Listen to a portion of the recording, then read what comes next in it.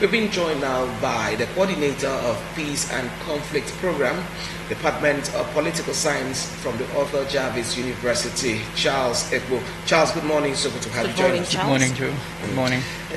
Let's quickly look at what is happening at the moment in Ukraine. About 16 days have a fierce fight between the Russian troops and the Ukraine troops. What's the update so far, at least in the last 16 days? Okay, thank you. Initially, when I appeared here, I think a few days ago, we basically discussed the events as it transcended then. But for now, a lot have actually happened. As we speak, the Russians are at the borders, the fringes of Kiev, the capital city of Ukraine, and a lot of its major cities too are currently being attacked. Mariupol is almost falling. In fact, this morning I heard the Russians have arrested the mayor of that city. So in terms of advances, the Russians have recorded a lot of tactical victory, but the Ukrainians are also fighting. The president is still within reach, and as I speak, a lot of evolution and transformation in terms of the operational and tactical level of the war is taking some shape. The intensive use of propaganda, issues of psychological warfare like accusations and counter-accusations. As we speak, the Russians have accused the United States of actually operating some biological labs in Ukraine, and of course the Chinese too agree that the United States operate over 306 or so chemical facilities outside of its territory, and 26 of those are in Ukraine. I think that's just one of the issues coming forth, and the issue of the backing of NATO and the European Union as well. Was it day before yesterday? The European Union came out to say that of course they can't admit Ukraine into its body at the meantime, and NATO as well wouldn't do that as well, and they've overtly declared that they won't send in troops or even commit some of its jets to maintain a no-flight zone in Ukraine. And I think that's very important in understanding this war, its trajectories, and projecting what could happen in the next coming days. Okay, looking at all of this and what is happening in Ukraine today, now let's look at the role of sanction in all of this. Okay, as it stands, Russia has officially become the most sanctioned country in the world. 5,000 over 5,000 sanctions, economic sanctions, are currently being placed on the Russian Federation, and of course, it would have some major repercussions. The removal of the Russians, major banks from the international financial system, the SWIFT system, the pulling out of a lot of Western affiliated companies, the freezing of Russian assets, foreign reserve, the targeting of what they term the West term oligarchs, those people that directly attach or benefit from the Russian government. It's no longer news that Chelsea was sanctioned, and see the level at which the economic interest of the Russians have been targeted, and it's strategic. It's strategic. It's part of the coordinated effort at pressurizing the Russian government to rethink, because it may seem as if the sanctions do not have immediate impact on the Russian economy, but of course the situation can remain that way in a couple of months. It will definitely have a major impact on the Russian economy. So to me, it's part of a coordinated effort at targeting the Russian interest and discouraging their elongated occupation of the Ukrainian territory. Okay, there's this adage that no man goes to war without counting its cost. So, what do you think Russia would, at the end of the day, achieve in this war? Is it just for them not to be a part of the NATO, affiliation or something?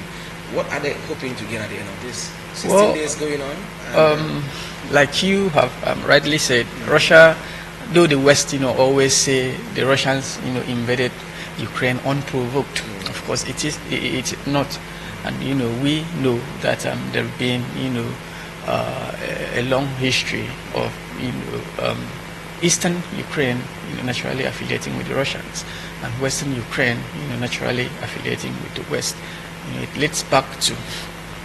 I have my background in history, so I always like referring people, to the past. That portion of Ukraine, initially fell to the Mongol in, the 16th century. So it took Ivan IV, which we popularly know in literature as Ivan the Terrible, to, reclaim that portion. But he didn't do it alone. He did it with the Lithuanians, which later, aligned with the Poland and, founded the kingdom, of Poland. And part of the Donetsk, the Crimea, was under, the Russian control, whereas the Lithuanian or the Polish kingdom, administered, over the western, part of, Ukraine. But during the Bolshevik Revolution, a chunk of that territory fell back to the Russians. But the other side, the western part of the Ukraine, are exposed to, Western culture, Western antics. So naturally, it's part of them. But this side, the eastern part, identifies more with the Russians, and that factor is still there. Don't forget that part of what Putin used as justification to invade was that, the separatist leaders in that region invited him, anticipating, a sortie from, the Ukraine. So getting that, itself is, a win. And of course, it's geostrategic. You wouldn't want a major, or a close neighbor to affiliate with, your enemy. So if at the end of the day they can get, an agreement that, states clearly that Ukraine would never join NATO, it's a win. If they can use the, eastern, in fact, if they can make or create a country, or autonomous territories for the people in Crimea and the people in Donetsk, it's a major victory. So I believe, probably, that's what they will be targeting, aside repelling the, advances of the European Union and, its NATO allies. Okay, let's look at the word peace. Now, Zelensky has actually said that they will not back out. So they are also ready for war, even if they are not strong enough to withstand Russia. Do you think that there is need for a peace talk, for a ceasefire? Of course, it's going on. As that was it yesterday or the day before yesterday, they had another round of discussion, although nothing tangible came out of it. But defining peace in the context of ceasing fire, is problematic. At this stage, peace should be targeted from the structural basis, not just something that ends the war, but something that ensures that future aggression is very, very unlikely. Okay, so if you end, or if you now have a talk and you agree that Russia is going to cease fire, how long will the ceasefire last? Okay, and would it facilitate what Russia wants? Okay, if at the end of the day nobody shoots at any other person, that's not enough. Russia will have to demobilize, they will have to retreat, and something tangible have to come to give that kind of guarantee and facilitate that kind of action, and that has to be something that is structural. Okay, someone has to say that Ukraine would no longer be a pawn in the chess game between the power of the European Union and probably the Russians. Something has to be done, something very, very structural. And I don't think that would come in the next couple of days, though it's very likely, because with the guarantee of the European Union that they won't admit Ukraine at this stage, and NATO failing to admit Ukraine, and as well refusing to commit its soldiers, and maintaining a no-flight zone, leaves Zelensky in a position of trying to re-evaluate his stance, and probably taking the bull by the horn by settling for the lesser evil. Okay, finally, because we really have to bring you back on Monday to look at the economic aspects of all of this war. But while the ceasefire is pending, let's look at the safe corridors for civilians to leave the war-ravaged zone there in Ukraine. Talk to us on the safe corridors. Because at some point we heard that Russia was hitting at some point at the civilians. I think the whole concept of safe corridor is problematic, because it takes the commitment of both parties, to ensure that it works. And at times of war where, propaganda and everything sells, it's very, very likely that, any side of those, could sabotage and then blame it, on the other.